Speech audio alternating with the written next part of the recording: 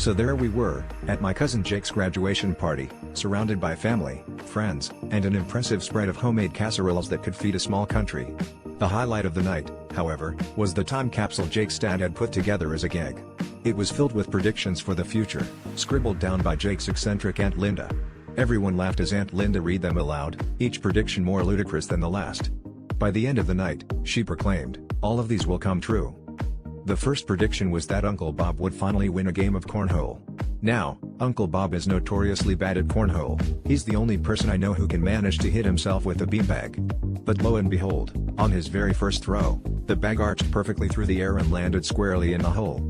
The crowd erupted in cheers, and Uncle Bob looked like he'd just seen a ghost. "Beginner's luck," he muttered, though we all knew he'd been playing for years. Next, Aunt Linda predicted that Grandma would get up and dance the Macarena, something she hadn't done since the late 90s. True to form, after a few glasses of her famous fruit punch, Grandma sprung to life. She shimmied and shook, somehow managing to remember every move, much to the amazement of the younger crowd who'd only ever seen the dance on TikTok. We were all doubled over in laughter, tears streaming down our faces as Grandma shuffled her feet and swung her hips with surprising agility. As the night wound down, Aunt Linda read the final prediction: Jake will find his true calling by the end of the night. Just then, a gust of wind blew through the yard, and the tent almost took off like a hot air balloon. In the chaos, the barbecue grill tipped over, sending hot dogs rolling towards the edge of the pool. Without thinking, Jake dove heroically to save them, and there it was, his true calling. Jake realized he was destined to be a lifeguard.